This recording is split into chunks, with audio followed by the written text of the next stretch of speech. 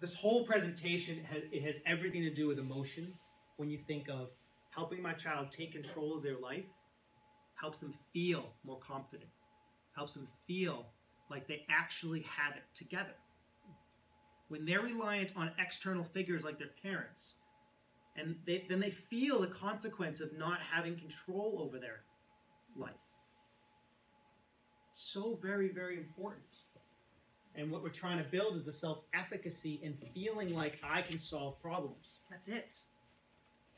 But that takes those moments in the weeds to pause and say, we're about to go into the grocery store. Let's walk through this. Okay? We're going to get this, we're going to get this, we're going to get this. And then we're going to get this. Anything I'm missing? What do you think? What else am I missing? Well, you're going to need to get this, Mom. And you need to okay, cool. So we got 10 things to get. We're going to start on the left side. We're going to work our way to the right. Because you've done this before, awful, every bad way possible. So, process it before you go in, and then talk about it afterwards. What do you think went well in that in the overwhelmingness of a grocery store? Also, in this process, we're building grit, growth mindset, and determination, which, by the way, they're already building, just walking through life and struggling the way they do. But it's okay to start using the language of grit and the language of growth mindset. In this family, we overcome challenges. In this family, we do what's necessary. In this family, we support each other, right? In this family, we ask for help when we're struggling, right? In this family, we don't hide from responsibilities. We take responsibilities for our action, and we're honest. Right? All these things that tap into the emotion of acting strong and taking on challenges can help in so many ways because they don't feel alone and they feel like they actually can. Right? And I don't care if you fail, buddy. I just care whether or not you take responsibility for it. Right? Because I love that you fail. You're trying new things. You're taking risks. That's what life's all about. So let's figure out how to work through it. Right? And kind of treating stress and anxiety not as a negative. Life is stressful. Life is anxiety-provoking. Embrace and problem solve your way out of it. Meaning, if you let it get too much, obviously it can be debilitating, but we're not talking about that. Those are the outliers when you aren't recognizing what's hard, when you aren't embracing the challenges. You can kind of hide. Right? It's the game of perception versus reality, right? My perception is things are going great. Why don't you look at your grades? Well, because the reality is they aren't. But my perception is things are going great, and the anxiety that comes with that, right? So we can start to help our children embrace anxiety not as a bad thing. I think in this kind of gone through a shift culturally in that anxiety and stress we pacify. And I think we should stop pacifying it. Right? I'm glad you're stressed. Because you're living life, kid. Like, you're not hiding from the truth. You're not hiding, right? I love that you're stressed. I love that you're overwhelmed. That means you're not giving up on things that you value and want to take on. This is awesome. Now let's figure out how to pull it all together so you're not having to give up on you, right? So it's just how you frame it. And then by doing that, they're like, oh, okay, all right, I'm not feeling so victimized anymore, right?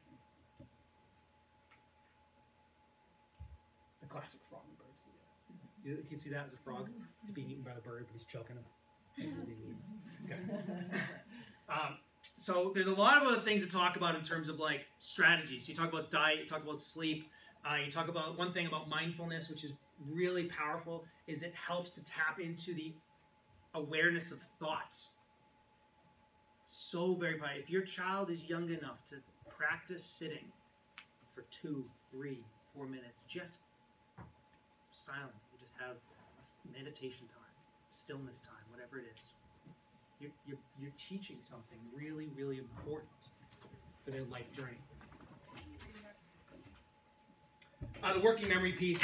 If you want to know if your child has working memory deficits, obviously you can get a neuropsych done, but typically working memory can present itself. I've already mentioned a couple ways. Spikes in emotional dysregulation at the end of the day because they lack the coping strategies.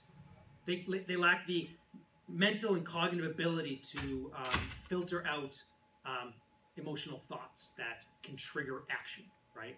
So, but for typically it's like the forgetfulness. I forgot, which may actually be true, but then becomes a really good excuse, right, to not do things. So you want to be very careful with that statement. because I forgot to be real.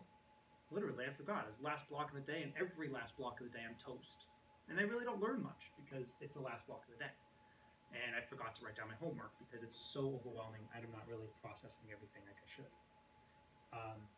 And then just listening and taking notes can be a significant struggle for kids with working memory deficits. I have to attend to a class. I have to process what the teacher's saying. I have to write down what they're saying, and I have to have my notes keep up with what the teacher's saying. That's hard. It requires a tremendous amount of working memory and attention to pull that off. By the end of that class, if they got through it, they're toast. And by writing things down, by teaching them a checklist, by teaching them how to organize their day, by teaching them how to see life in a more predictable way, helps them to manage working memory, helps them to manage their stress, and helps them to see their life with more predictability. The more they can get out of their head and put on paper, the less pressure you're putting on working memory, which is important. They don't like to write things down. It's baffling, right? But as soon as they get good at it, they realize just how affirming it is because it solves so many problems. Write things down.